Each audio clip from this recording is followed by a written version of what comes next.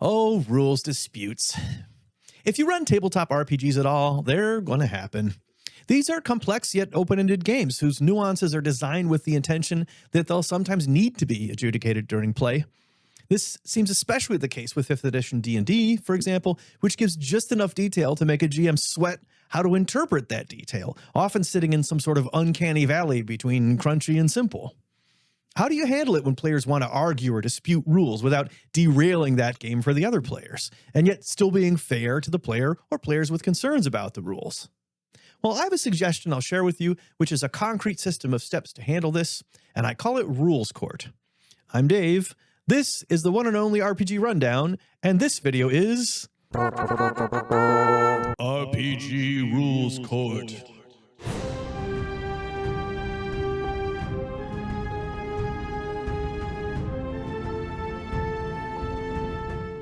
Okay, so this is how Rules Court works. When a player pushes back on an initial ruling by you, the GM, you announce that Rules Court will be in session and briefly mention it'll have the following steps.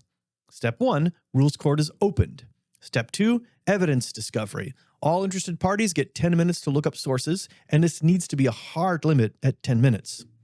Step 3, the appeal. The questioning player makes their case to the table. Step 4, the GM decides to agree with the player or else responds with their own statement to the table. If the GM agrees, you skip to Step 6, that becomes the ruling. Step 5 is deliberation. The other players respond with what they think about what they've heard. Step 6, the GM makes a ruling, and that ruling is final for this session. Step 7, Rules Court is adjourned. And Step 8, between sessions, the players and GM are free to look into the issue more and discuss it more. The GM decides by the beginning of the next session what the final rule will be, and that rule stands.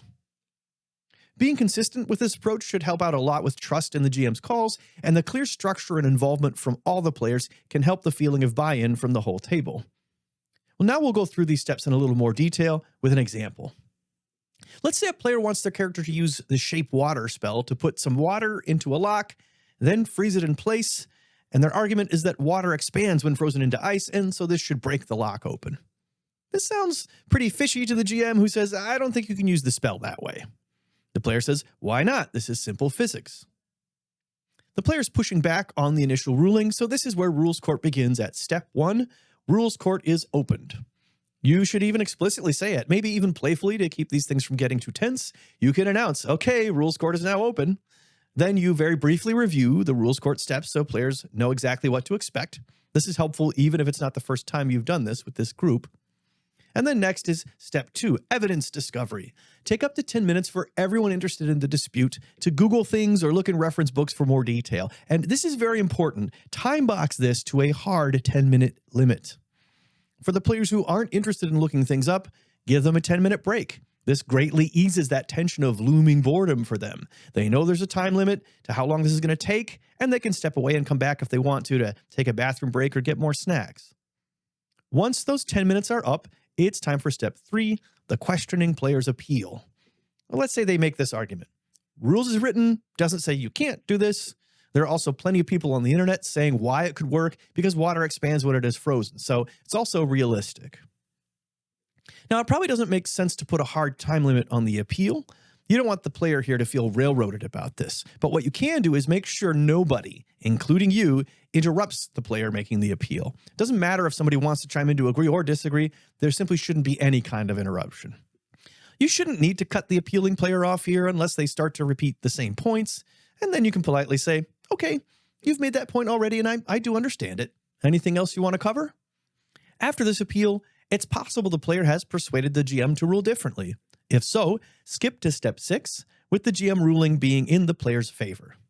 If not, next is Step 4, the GM's response to the appeal. In our example, the GM says, okay, first, there's already a leveled spell that opens locks, so it just doesn't make sense in terms of game balance that a cantrip can replace something that takes a spell slot, so I feel I can't really allow it. Second, your argument is that this is scientifically realistic, but remember, you're casting a magic spell. You're already breaking the laws of physics. What you are doing doesn't obey physics in every respect, and this could be one of them. And finally, when I was Googling just now, I found several people saying that the excess water would just expand out of the lock anyway, or to either side of the tumblers or whatever, because the lock is not watertight. It has a keyhole. It has air around the tumblers. So even from a physics standpoint, this doesn't seem to work. Now we go to step 5, deliberation. This is where the other players can say what they think of the player's appeal and the GM's response. Give each player a chance and directly ask them what they think, but try not to let this go on for too long either. Next is step 6, the GM's ruling.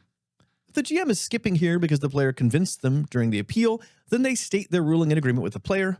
And it's also possible the GM has changed their mind after listening to the other players in the deliberation step. Another possibility is that the GM decides on some kind of compromise. For example, they might say, well, I'll rule that you can freeze water inside a lock to loosen it up, and that gives advantage to checks to pick the lock, but it doesn't actually open the lock. But if none of the above is the case, the GM states as nicely as possible that they understand all the arguments they've heard, but they're going to stick to their original ruling. Shape water can't be used in any way to make it easier to open locks. Step 7 is that rules court is adjourned and the table goes back to enjoying playing the game itself. Step 8 is optional and is the follow-up. Between this session and the next one, all the players and the GM are free to look more into the rules issues if they want to. They may find new information that changes their perspective. If so, this should all be talked about before the next play session begins. At that point, the GM makes a truly final ruling, and if the dispute comes up again, the GM can politely state that the precedent-setting case has already been decided in rules court. Of course, after a longer period of time, even more new information could come in, opening the question back up. This should be several months to a year or more later on, and in that case, the GM can ask the table if they really want to relitigate the issue in rules court with the new information. Take a vote and relitigate only if the majority agrees to do that. Otherwise, the original ruling stands. Well, I hope this was helpful. If you decide to try out Rules Court, drop a comment here and let us know how it went for you. Or leave a comment telling us your own preferred ways of resolving rules disputes in your games. And until next time, may all your 20s be natural. Hey, thanks for watching this video. Of course, it always helps us out if you like and subscribe. And check this video's description for a link to a few other cool things from Game Talk Network. Links to other channels in the Game Talk Network, like the Board Game Rundown, the Miniatures Rundown, and the Lorcana Rundown. A link to our Patreon for the Game Talk Network, where RPG Rundown is one of the pledge levels you can select. And a link to our GTN Discord server. Thanks for watching, and see you next time. After the appeal, it's possible the player has persuaded the GM to rule differently, and if so, skip to sex. Woo!